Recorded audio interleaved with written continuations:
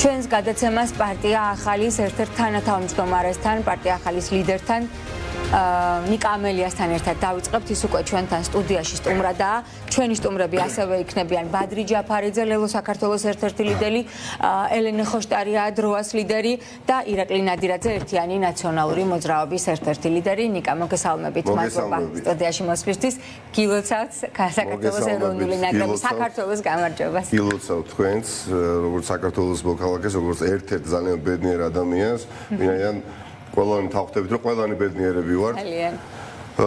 და გვიჭირს ამ ნეგატიურ თემებზე გადასვლა, მაგრამ ნუ ბუნებრივია ამის გარეშე. არა, ნეგატიური, სულ პოზიტიური იყოს ნებისმიერი პოლიტიკური საკითხი და ამბავიც ესეც კი ნაკლებად საინტერესოა, რაღაცნაირად კომფორტულად არ უძნოთ თავს ყოველთვის მეც და დარწმუნებული ვარ თქვენს ეს დღეები როგორც მინიმუმ. მაგრამ ფაქტია, რომ ბედნიერების ეიფორია ვერ ფარავს იმ პრობლემებს, რაც გვაქვს. დღეს გულწრფელად კიდევ ერთხელ დავწუნდი, რამდენად ბედნიერია ქართველი, საქართველოს მოქალაქე. რამდენად თუნდა მას იყოს ბედნიერი. დანში ვიყავი, მქონდა შესაძლებლობა უცხო ადამიანებთან კომუნიკაციისა და აი ერთმანეთს ვლოცავდნენ და მეც მომილოცეს, მეც მივულოცე და არათაც ბედნიერება რა არის, ხო სხვადასხვა მიზეზები აქვს ბედნიერებას, სულიერი და ემოციური რაღაცა მდგომარეობაა, სხვადასხვა მიღწევებით განპირობებული ყოფიერებით და ასე შემდეგ, მაგრამ თუ აღმოჩნდა რომ ფეხბურთში წარმატება არის არ მხოლოდ სპორტული წარმატება, ამაზე ბევრი ისაუბრეთ თქვენ უკანასკნელ ორ დღის განმავლობაში.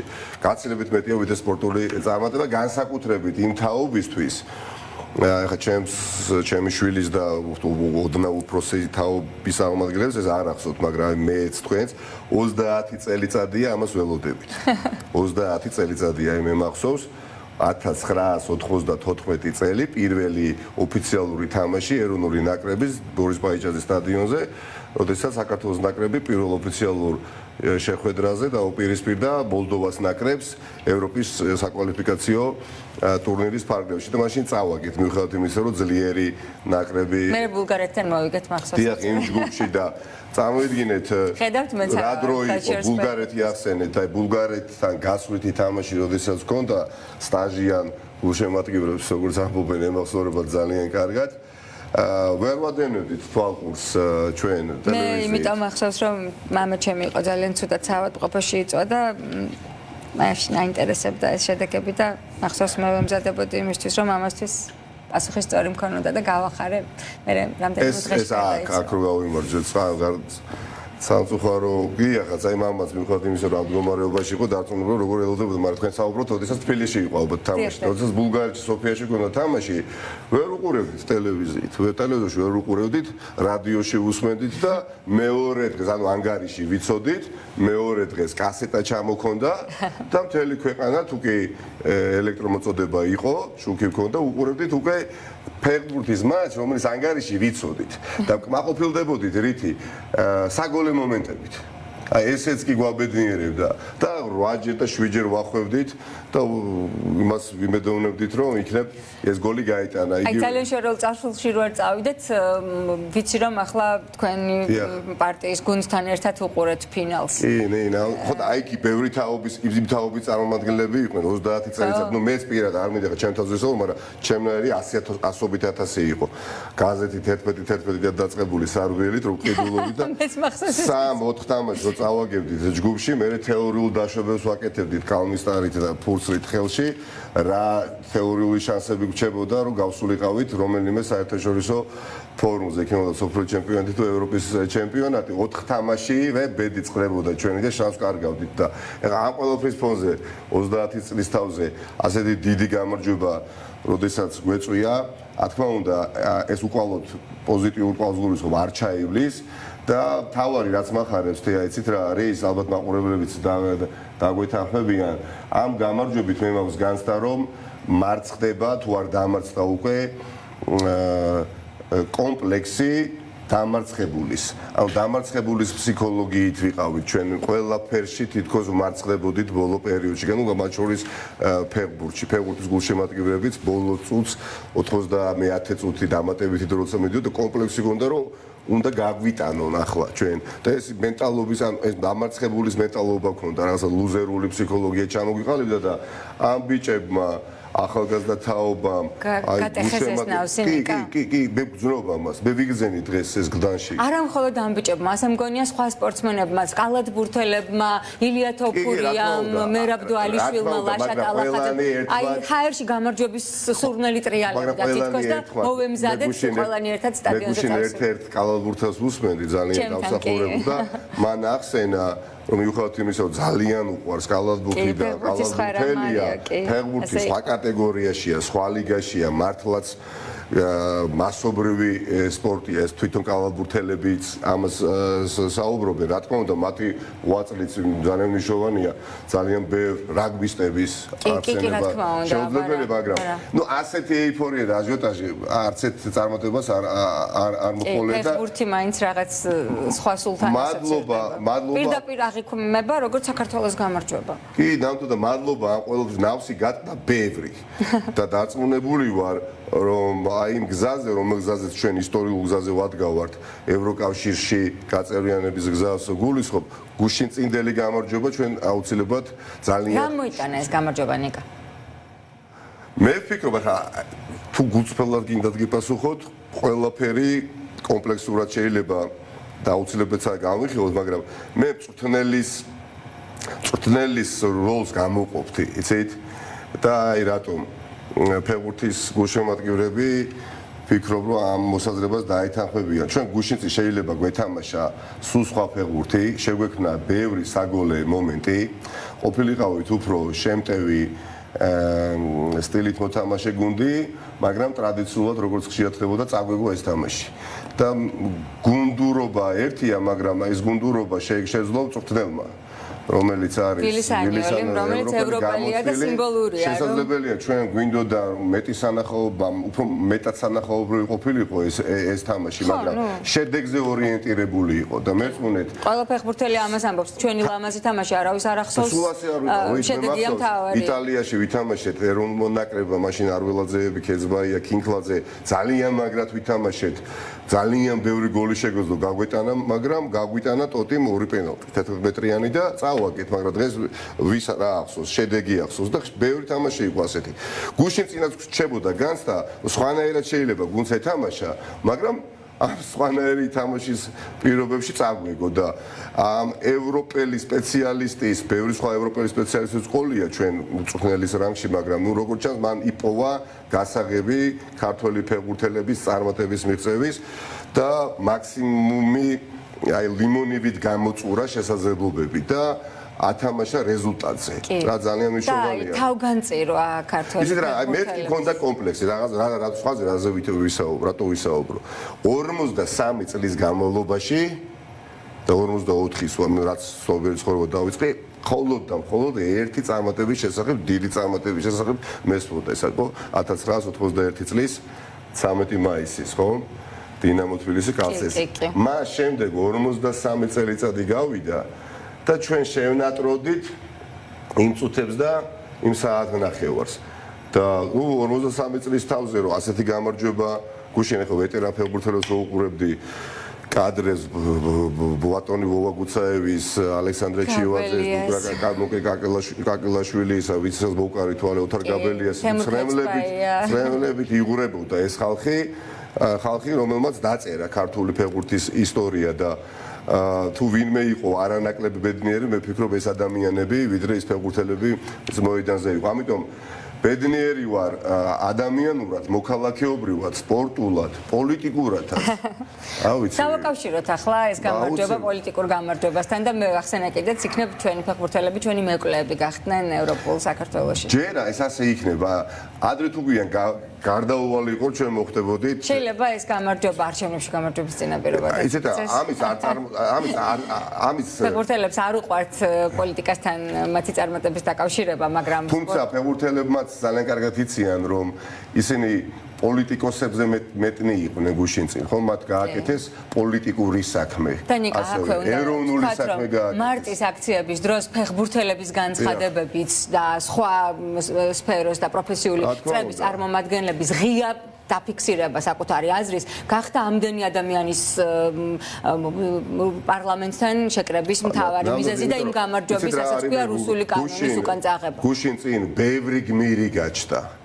იცით რა თუ რამდენიმე ფეხბურთელს ცნობდა მხოლოდ ქართული საზოგადოება ხვიჩა კვარაცხელიას ანუ სრული ცნობადობა ვისაც ჰქონდა და მე მამარდაშვილს ხომ ეკარეს ახლა დღეს უკვე მინიმუმ 11-12 ფეხბურთელის სახელი და გვარი ვიცით რაც ასევე ამრავალ ფეროვნებს ცხოვრებას და ასეთი წარმატებები თეა იცით ყოველდღიური ცხოვრების ფარგლებშიც ბევრ რაღაცაში გეხმარება მე დარწმუნებული ვარ ამ 2 დღის განმავლობაში ნაკლებმა ოჯახის წევრებმა იჭრუბეს ერთმანეთს ყოველთვის თავი დავანებოთ დარწმუნებული ვარ ნაკლები ძარცვა და ქურდობა და ყაჩაღობა იყო და ნაკლები ფიქრობდა რაიმე დანაშაულის ჩადენაზე, იმიტომ რომ ბედნიერება ეწვია მათ და არ უნდათ სპორტული წარმატებები საზოგადოებრივ ცხოვრებაზე ძალიან მრავალმხრივ ძალიან დიდ პოზიტიურ კვალს ტოვებს. ეს შეუძლებელია რომ არ აღინიშნოს რომ ვცხოვრობთ უკვე ამ სპორტის სახეობით. ახლა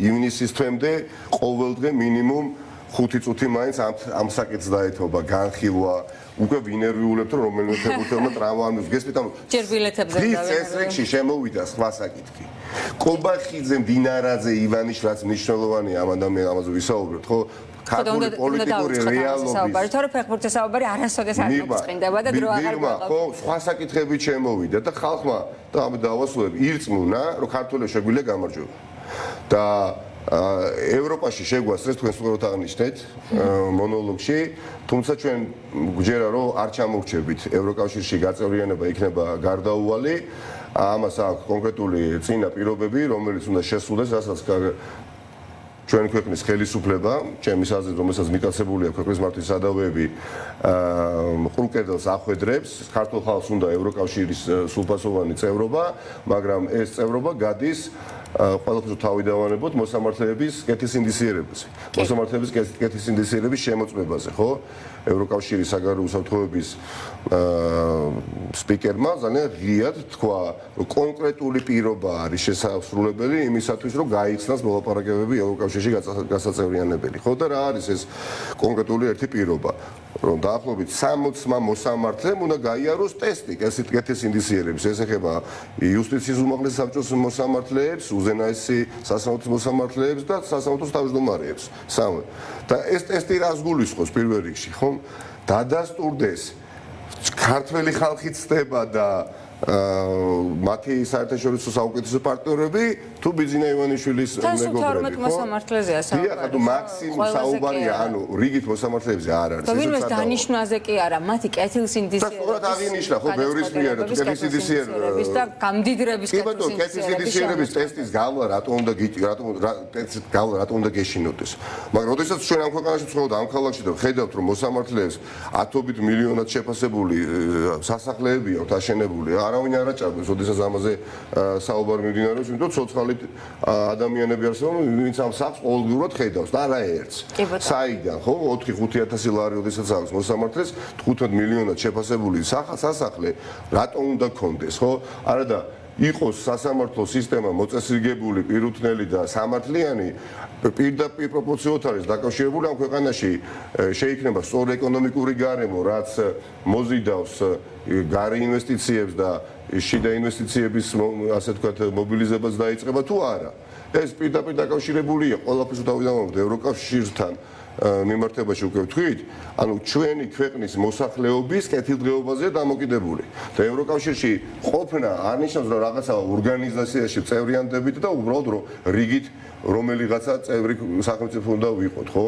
ეს არის ერთობა ყველაფერს თავიდანვე რომელიც არის მშვიდობისა და უსაფრთხოების გარანტი, იყო შენ ევროკავშირის წევრი ნიშნავს რომ ხარ დაცული და მშვიდობას უფლებს შენს ქვეყანაში, იყო ევროკავშირის წევრი სახელმწიფო ნიშნავს რომ უმუშევრობის დონე არის გაცილებით ნაკლები ვიდრე დღეს არის სამჯერ ნაკლებია, ხო? იქონდა სამართლიანი სასამართლო პრობლემების შემთხვევაში მიმართვა მას და მიიღო ობიექტური განათლების სისტემაში საშუალო ხელფასი ევროკავშირის წევრი ქვეყნის საშუალო ნებისმიერი პედაგოგის ხელფასი 7-ჯერ უფრო მაღალია ვიდრე საქართველოში. კი ბატონო, ექიმების, ექცნების, სანიტრების 10-ჯერ უფრო მაღალია განაზღაურება. საშუალო სიცოცხლისმცოდნეობა უფრო მაღალია ვიდრე ჩვენს ქვეყანაში. ანუ პირდაპირ პროპორციით სიმდიდრესთან არის დაკავშირებული. ხო პირდაპირ პროპორციულად 5-ჯერ მეტი ანაზღაურება გავს, ოდესაც ხდები იმ ერთობის წევრი. ეს გინდა, სხვა ხო არაფერი. ნიკა, ქართული ოცნება არ უარყოფს, რომ სწორედ ამიტომ ტოვებენ ჩვენს ქვეყანას ადამიანები და მიგრაციის უზარმაზარი მაჩვენებელია ბოლო 2 წელიწადში განსაკუთრებით პანდემიამ, რომელმაც სიკვდილის უპირატესობა მოიტანა სამწუხარო სტატისტიკა, კატასტროფა არის დემოგრაფიული მაჩვენებელი, რაც დღეს საქსტატმა აჩვენა ალბათ გადახედეთ. და ეს ნიშნავს, რა ვიცი, სიკვდილიანობის გამარჯვებას დაბადებაზე და სიცოცხლეზე, ხო პირდაპირ ეს არ არის პოეტური, ნეგატიური ან რაღაცა ეს უმძიმესი მონაცემებია, უმძიმესი მონაცემებია, სანამ ამას შევხედოთ ორი სიტყვით დავამთავრებ, დავასრულებ აზრს. ჩვენი საერთაშორისო პარტნიორები რა თქმა უნდა ყოფს აკეთებენ ჩვენ იქაური იმ ერთობის წევრები გავხდეთ. მაგრამ პირველ რიგში ჩვენ გვჭირდება ვიყოთ იქ. იმიტომ რომ მათ აქვთ კეთილდღეობაც, მათ აქვთ სამართლიანი სასამართლოც, მათ აქვთ უზრუნველყოფილი სოციალური გარანტიები, მათ აქვთ უზრუნველყოფილი სიბერე, უზრუნველი სიბერე აქვთ. მათ ყველაფერი აქვთ. მათ არაფერი ჩვენსგან არ უნდა. ადრე ჩვენს ევროპულ ოჯახში მიღებას ეწინააღმდეგებოდნენ, გარკვეული თავშეკავებით ხდებოდნენ და ახლა პირიქით გვეპატიჟებიან, გვეუბნებიან, რომ კარი ღიაო, თქვენ შემოდით სწორი გზით, სწორი სამართლიანი სასამართლოთი. ჩვენი ცხოვრების წესებს დაგვაყენა დილემის წინაშე ივანიშვილმა რომლის დამარცხება ვერ დამარცხება ყველა გაუბედა და ვიტყვი ღირსების საკითხი ხდება. დილემის წინაშე დაგვაყენა რა მურუსიძე, ჩინჩალაძე თუ ევროკავშირი. და ევროკავშირი რას გულისხმობს, აი ზემოთ ვისაუბრეთ. ხელისუფლებამ დავხურეთ ეს საკითხი, გამოუვათ. კი ბატონო, ბევრჯერ უთქვამთ. ისეთ რა, უკან დასახევი გზები ჩახერგილი არის. აი რაც არ უნდა უტრირებულად ეჩვენებოდეს ან ყურში ხდებოდეს აი ეს ფრაზა ჩახერგილი არის. იმიტომ რომ ცხოვრობდი ამ ქვეყანაში უმრავლესობით, ვისაც უნდა კეთილდღეობა ყველასთვის და არა მხოლოდ მურუსიძე, ჩინჩალაძეებისთვის და ფარცხალაძეებისთვის და ივანიშვილისთვის და კალაძეებისთვის და ასე შემდეგ და ამ მიზანს ვერ აღწევდეს, მე არ მჯერა რომ ამას ჩვენ ვერ მივახცეთ. დიახაც ჩვენ ნახეთ ხო, შობადობა გაცილებით ნაკლებია, ვიდრე სიკვდილიანობა. უკანასკნელი 10 წლის განმავლობაში თეა ძვირფასო მაყურებლები 2014 წელს 11000-ით მეტი იყო 11500 7500 დაპატი შობადობა, ვიდრე სიკვდილიანობა. ეტაპობრივად ეს მაჩვენებელი იმდენად გაუარესდა, რომ დღეს -2500-ში ვართ. ანუ 2500-ით მეტი ყუდებით წლის განმავლობაში, ვიდრე ვიბადებით, ხო? და 2022 წლის მონაცემებით 100.000-მდე საქართველოს მოქალაქე ქვეყნიდან გავიდა. საერთოდ რაც ქართული ოცნება ხელისუფლებაში 800.000 გავიდა. იქიდან კი ბატონო, აი ქართული ოცნებაც რო ვერ უარყოფს, რა თქმა უნდა ვიღაცები დააბრუნდნენ. ქართული ოცნებაც რო ვერ უარყოფს, 300.000-ზე დაგეთანხმებიან ხელს მოგიწერეთ. 300.000 ადამიანი მილიარდერი ივანიშვილის პირობებში ქვეყნიდან თავქუდმოგრეჯილი გაიქცეს. წარმოიდგინეთ, აი ფეხბურთზე საუბრობდით და ბორის პაიჭაძის სტადიონი 55.000 ადამიანს იტევს. გულშემატკივარს 300.000-ზე თუ ვიანგრით 6 ბორის პაიჭაძეს სტადიონი წავიდა და აღარც აპირებს აქ ჩამოსვლას, ხო? აი თქვენ ევროპული კანონის დასაცავად და ევროპული პერსპექტივის დასაცავად, რაც ბორის პაიჭაძის სტადიონზე იყო 4-ჯერ მეტი ადამიანი გამოვიდა ქუჩაში მარტის აქციების დროს. და კიდევ უფრო მეტი გამოვა თუ ამის საჭიროება დადგა. ძალიან ჯერა და დღეს კიდევ აი დღესაც დავწუნდი გდანში. ჯერა, სხვა ეტაპზე ვართ. აქ უკვე არავინ არავის არაპატიებს, ერთის უკვე არაპატიებს ხელისუფლებას, ნებისმიერ გადასტომას და მეორეს არაპატიებს ოპოზიციას არასაკმარის მონდომებას. იმიტომ სასწორზე სულ სხვა რამ დაიდო და გუშინ წინდელი დღე მადლობა ფეხბურთელებს აი ამ წმენის შემოტანისთვისაც რა. მე მჯერა რომ ჩვენ წლის ბოლოს არანაკლებ ვიზეიმებთ და ვიზეიმებთ შვიდობიანად გამარჯვებას. და ეს გამარჯვება დატვირთულია არა მხოლოდ ერთი პოლიტიკური ან ხუთი პოლიტიკური კოალიციური რაღაცა ძალების ჩანაცვლებით ხელისუფლების, არამედ ეს გამარჯვება ისტორიამ ასე ინება გაუთანაბდა ევროკავშირში წევრობას. და ეს როგორ შეიძლება საზეიმო არ გახდეს? ანუ ანალოგიკა ხდება. დიახ, როგორ შეიძლება საზეიმო არ გახდეს? ქართველი ხალხი იზეიმებს არა ოპოზიციის გამარჯვებას, არამედ ევროკავშირში გაწევრიანებას პრაქტიკულად რომელსაც რაღაც გარკვეული დასჭირდება. ხი ეს იქნება, ეს ესმის ქართულ ხალხს უკვე. და აი არანორმალურად მძიმე მონაცემებია ასევე ქორწინების მონაცემები, ხო? გასულ წელთან შედარებით 14%-ით ნაკლებია. 14%-თან 26,000 რეგისტრირებული ქორწინებია, ძვირფასო მაყურებელობა რა.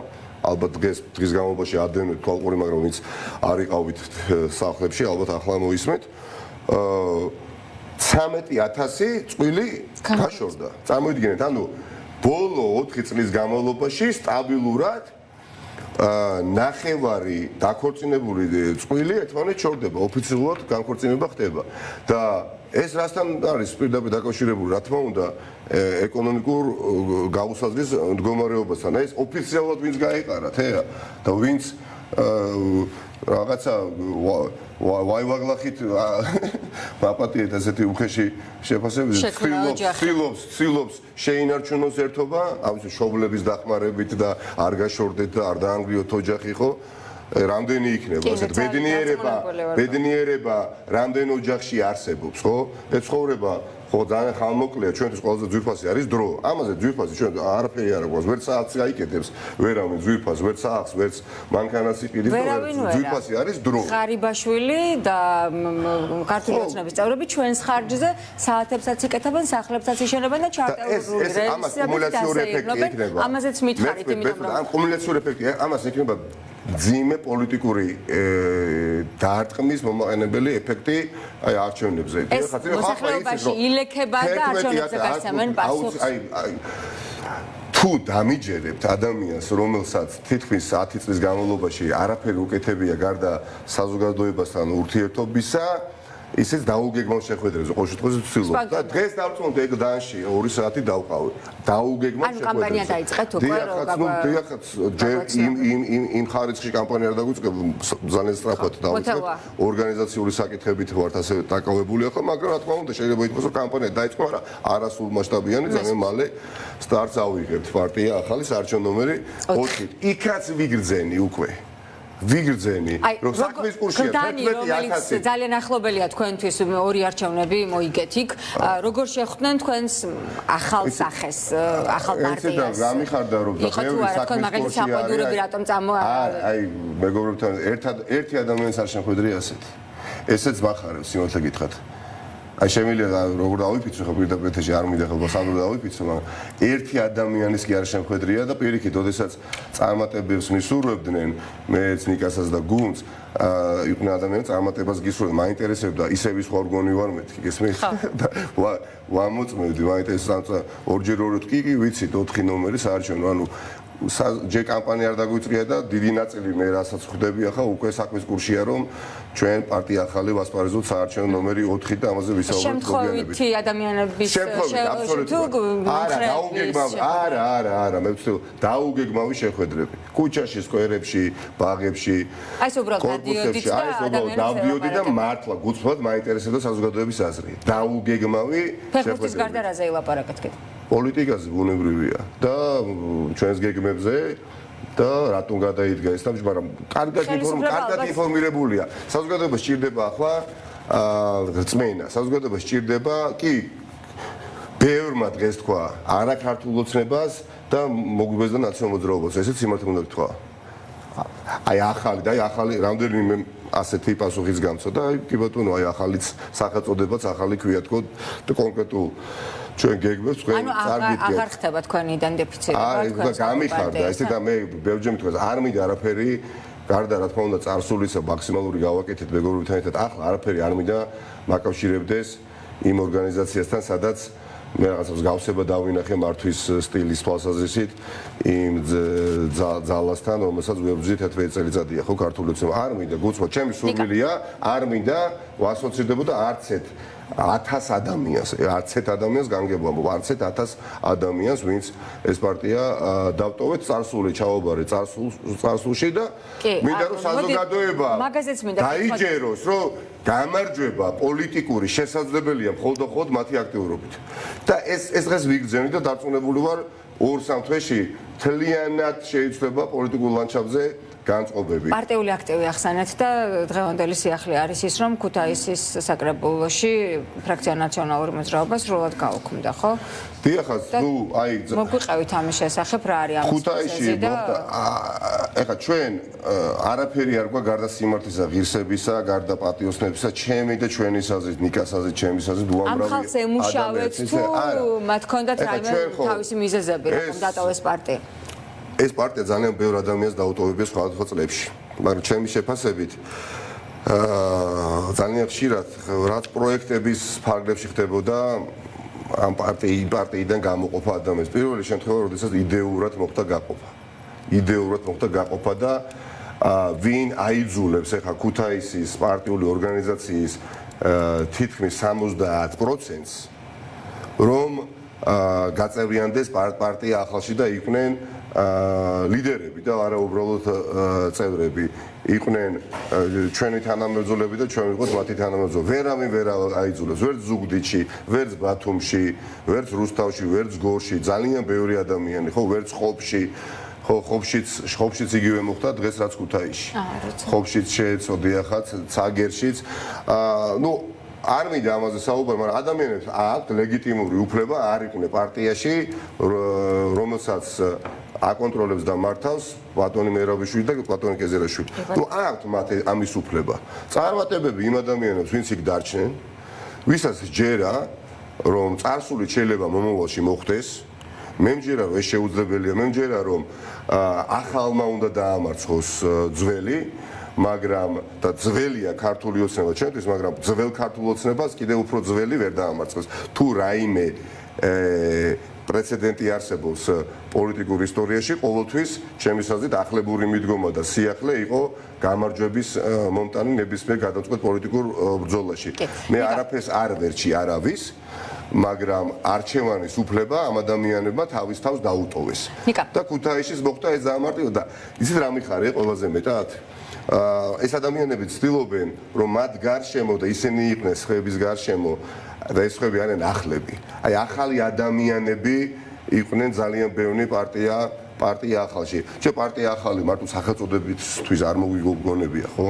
ჩვენ მინდა რომ რეალურად აი ნაბიჯები, ხედვა იყოს ახლებული, სადაც აი არავინ ჩათვლის რომ ვიღაცის პარტიაშია, ყველას უნდა კონდეს საკუთრების განცდა და დიდი გამარჯვებები ვერ მოიპოვება დიდი მიზნების გარეშე და ჩვენ ეს დიდი მიზანი ამ პარტიას უკვე დავუსახეთ, ჩვენ თავებს დავუსახეთ 12 წლის თავზე, ეს არ იქნება ჩვეულებრივი გამარჯვება, მოიპოვოთ გამარჯვება ოლიგარქიულ რეჟიმზე. ნიკა ეს არის და ეს დამახარებს ენთუზიაზმი და მოტივაცია თანამებრძოლებს. არჩევნებში გამარჯვების მოსაპოვებლად საჭიროა სწორი საარჩევნო კოდექსი, საარჩევნო უბნები, მათ შორის უკვე ვისაუბრეთ ემიგრაციაზე, რომელზეც ხელისუფლებამ უარი თქვა დამატებითი საარჩევნო უბნების გახსნაზე. ეს ამაზეც ვილაპარაკოთ და არ მინდა ისე დაგემშვიდობოთ ლაზარე გრიგორიაძის თემას რო არ შევხვდებით. ძალიან მნიშვნელოვანია ჩვენი ემიგრანტების ხმა. ძალიან მნიშვნელოვანია. თუმცა ქვეყნის შიგნითაც საკმარისზე მეტნი ვართ იმისათვის რომ ქართული ოცნება დავამარცხოთ. ისე ზოგჯერ მეც კი ვწდები ამ ნაწილში ისეთი სტაბილიზება 800,000 ადამიანია წასული და ისინი ხელისუფლების გარეშე რჩებიან. არალეგალურად არის წასული. მაგრამ მათ აქვს მონაწილეობის მიღების უფლება არჩევნებში და შესაძლებლობა. 2020 წლის მონაცემებით მხოლოდ სამწუხაროდ 12,000-მა საქართველოს მოქალაქემ მოახერხა და შეძლო არჩევნებში. ამიტომ არის სხვადასხვა ქალაქებში მეტი საარჩევნო უბნის გახსნა აუცილებელი. ამას არ აკეთებს ქართული ოცნება, იმიტომ რომ და ოპოზიციის დაჟინებული ადამიანი ქვეყანას არ ტოვებს. ხელისუფლების მომხრე ადამიანი ქვეყანას არ ტოვებს. ხელისუფლების შეცვლის მსურველი და ბუნებრივია ამ ბერკეტით შეიარაღება ოპოზიციის არ არის. ეს კონსტიტუციის დარღვევაა და ეს კანონის დარღვევაა თუ 50-ზე მეტი ხელმოწერის შემთხვევაში არ ანუ ოპოზიციის აქტიურობის შედეგს ვერ მიიღებთ? იცით რატო არ მინდა სიღრმეში ძალიან მეც და ძალიან ბევრი ადამიანი ამაზე ახლაც ბევრს მუშაობს, აი დროა გირჩი ბევრს მუშაობს და დასაფასებელია, მაგრამ მათაც იციან ჩვენც ვიცით რომ ამას არ გააკეთებს ქართული ჩვენ მაქსიმალური ვცადეთ არ გააკეთებს მაგრამ ეს იმას არ ნიშნავს რომ თუ არის არ კეთდება ჩვენ არ ვართ საკმარისნი აი ოკუპაცია გადარჩენილ ტერიტორიაზე საკმარისი ქართველები და საქართველოს მოქალაქეები ვართ შემორჩენილი ვისაც ძალუც ივანიშვილის დამარცხება და იქიდან ფიზიკურადაც რომ ვერ შეძლოს ხმის მიცემა ემიგრანტმა დაწონებული ვარ თავის ოჯახს დაარაზმავს თავის ოჯახის წევრებს დაარაზმავს ვისაც შეიძლება ჩამოვა მაგრამ ვიცით რომ საქართველოს შიგნით მიტაცება გაცილებით უფრო ადვილია ხელისუფლებისთვის ვიდრე საარჩევნო კლიმატი უნდა იმდაგვარი იყოს არჩევნებამდე თქვენ ნახევრით ორი თვით ადრე რომ ყველას ჰქონდეს უკვე წინასწარი განცდა რომ ამ არჩევნებს ოპოზიცია იგებს. როდესაც ეს განცდა არის ძლიერი, როდესაც ეს თქვენ მიგაჩნიათ რომ ახლა ამ მუხტს და ამ კლიმატს ოპოზიცია ქმნის? არა, შევქმნით, აუცილებლად ჯერა, იცით, საკმარისზე მეტია დრო ოპტიმალურია, არც ბევრია და არც ცოტაა, საბედნიეროდ. მე მჯერა, აი ორ თვეში თუ როცა შევხვდებით, აი პირობას გაძლევთ რომ შეიძლება გაგვახსენდეს დღევანდელი აი ეს საუბარი, დღეს დავწუნდი კიდევ ერთხელ და არა მხოლოდ დღეს, ამის ნიშნებს მე ვხედავ.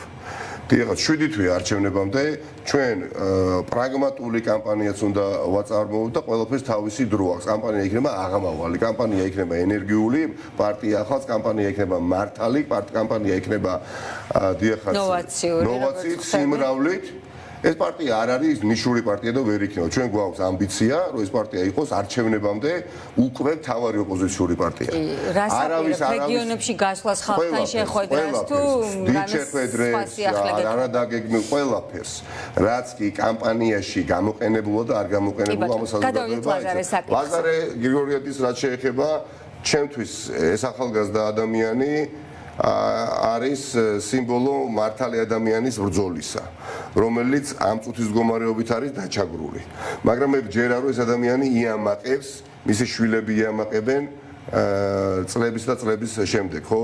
ბრალდების ხარემ ხელისუფლებამ დღემდე ვერცერთი მტკიცებულება ვერ წარმოადგინა სასამართლოში და ხან სასამართლოს დებენ, ხან გადადებენ პროცესს, ხან მოსამართლეს არ გამოაჩენენ და ასე შემდგომებელ გადაჭრას. ეს ადამიანი გამარჯვებულია, იცით? ეს ადამიანი გამარჯვებულია, გძელვადია.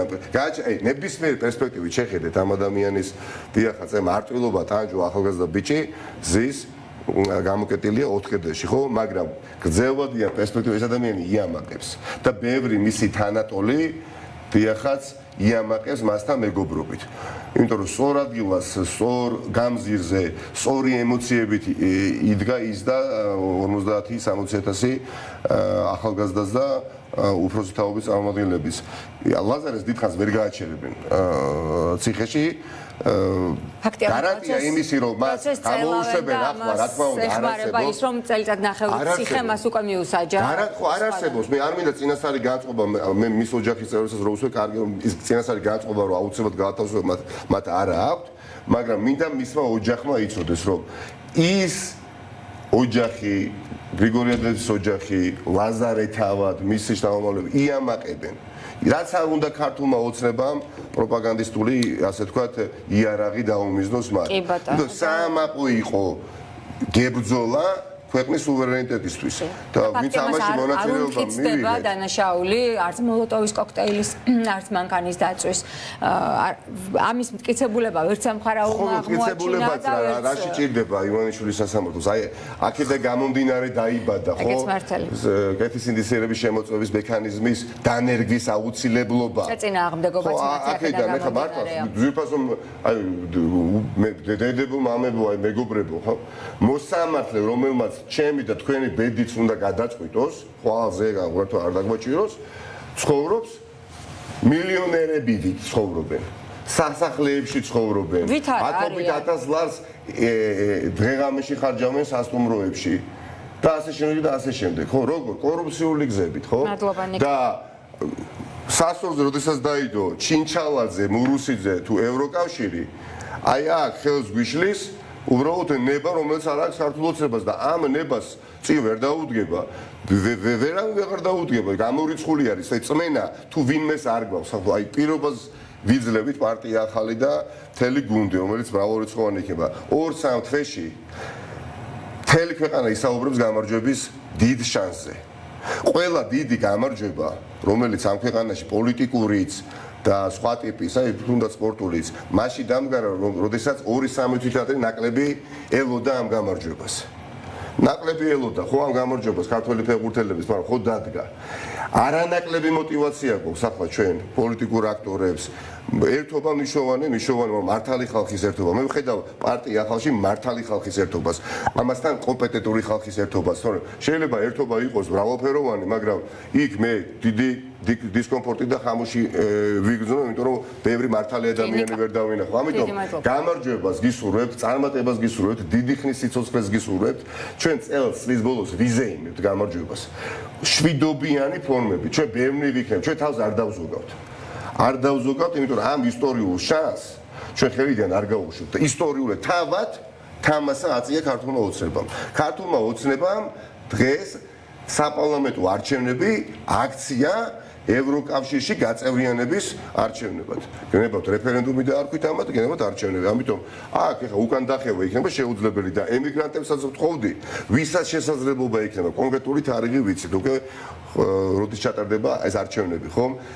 თითოეული ადამიანის ხმაც მესმის რომ არის ფინანსებთან დაკავშირებული, შეიძლება ავიღოთ ეგრეთ წოდებული day off-ი, თუ ამის შესაძლებლობა არის. მოგვიწეს რამდენიმე ასეული კილომეტრის გავლა, ასეული კილომეტრის გავლა და ხმის მიცემა. ჩვენ აი ოკუპაცია გადარჩენილ ტერიტორიაზე, საქართველოში, ვინც ვცხოვრობთ, თავს არ დავზოგავთ და ჩემი თხოვნა, ჩვენი თხოვნაა რომ იქ ვინც შეძლებთ. შეიძლება სხვადასხვა ქალაქებში მოგიწიოთ, ჩასვლა 7 თვით ადრე იქნებ ამაზე იფიქროთ, იმიტომ რომ დახმარება დაგვჭირდება. ნებისმიერი ათობით დამატებითი 1000 ხმა იქნება ისტორიული შანსის მოპოვების, არ ვიცი, აი ხელიდან გაშვების ან ხელში დაკავების და არ უნდა გავუშვათ. არ ჯერა რომ პატრიოტი ადამიანი, რომელსაც ძალიან კარგადაა გაცნობიერებული და წავედით ეხა. დასავლეთი თუ რუსეთი, პუტინი თუ ცივილიზაცია და ეს არჩევნებია ოქტომბერში, არის ხმის მიცემის სუფლები დახჭურული საზღვარგარეთ და ის ამ ხმას არ გამოიყენებს. ჯერა ბევრ სიტულეს გადალახავს და ხმას მაინც მისცემს.